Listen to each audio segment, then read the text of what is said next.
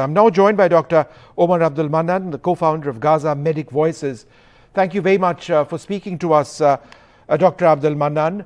Could you tell us about the immediate humanitarian situation on the ground in Gaza as we speak, the latest that you know? Thank you, Vishnu. As we know, we are headed into a month of atrocities and unprecedented apocalyptic scenes. And this is the description that I'm getting from colleagues on the ground. As you said, we speak to our colleagues, our doctors, surgeons in Gaza on a daily basis. Yesterday, I spent almost 2 hours talking to a fellow colleague who I actually taught as a medical student. He's now a junior doctor working within one of the main trauma centers. His description was heartbreaking. He told me how every day he will often have multiple colleagues of his come through the door that have been killed. He described one of his best friends coming through the door with no head. He was beheaded by an Israeli shell that caused his body to be detached from his head. He described a female doctor who was pregnant and was killed along with her 3-year-old son. Described how her husband had become paraplegic and had a spinal cord injury and could no longer walk and was in the intensive care. These are horrifying scenes. These are unprecedented scenes.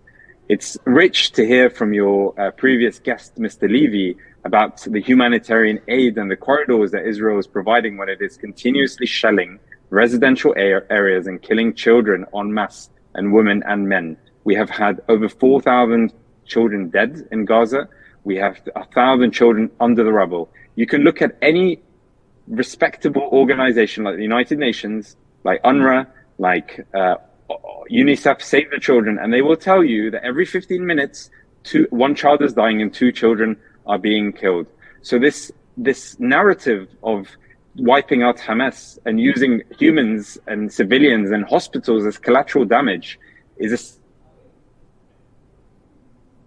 government's morality, but also on the Western world and its inability to stand up for what's right and what's just, which is essentially to stop the bombardment of Gaza. I asked my colleague yesterday, what's your message to Mr. Levy? What's your message to the Israelis, the United Kingdom, Mr. Rishi Sunak, President Biden? What's your message? He said to me, I don't want your thoughts. I don't want your prayers. We don't need your food. We don't need your money. We don't need your humanitarian aid. We need a ceasefire now. That was his clear message, and that is the message that every doctor, healthcare professional who looks after human life and treats human life as a sacred thing, unlike... Dr. Abdel-Mannan, let me ask you this. A ceasefire is obviously essential at this stage for so many reasons, not least of all the release of hostages. And yet, there is no commitment from Hamas at all about the release of hostages, all of them, if there is a ceasefire. Isn't that also a key part of the problem right now? It was Hamas which started this round of the violence. I mean, what they've done is despicable. So I am not a military specialist to talk about exchange of hostages, and this is not my remit. My remit is to talk to you about the humanitarian situation on the ground. The 7th of October, the attacks were deplorable. I have family friends whose family are hostages in Israel. And yet, what the situation is, these same hostages' families are saying, stop bombing Gaza, because it is harming their own family members. It is putting their own family members at risk.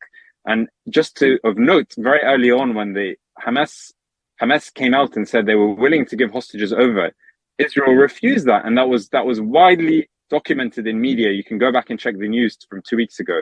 So this idea that Israel is waiting for the hostages to stop a ceasefire is fanciful. And this idea that it can wipe out Hamas with bombing residential areas. We've seen 5 Right.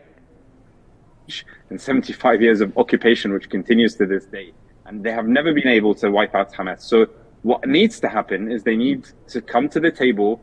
All the Western leaders need to come to the table, and they need to negotiate an urgent ceasefire. Civil society itself has started to mobilize. If our governments can't do that, then our people should speak, and that is what is happening. 500,000 people were on the streets of London last weekend. Another 500,000 will be on streets on Saturday. We as doctors, healthcare professionals, are going to Downing Street on this Friday at 6 o'clock, to demand Mr. Sunak to put pressure on the Israeli government for a ceasefire urgently. This narrative of Hamas being wiped out, this narrative of tunnels under the hospitals, this is just a distraction tactic. This is typical Israeli government propaganda of trying to distract us from the humanitarian catastrophe and concentration camp that Gaza has become. People there hope that the humanitarian situation improves as soon as possible. That is absolutely critical. Thank you, Dr. Omar Abdel-Mannan, for sharing your concerns and telling us what you're hearing from the ground. Thank you very much, sir, for being with us.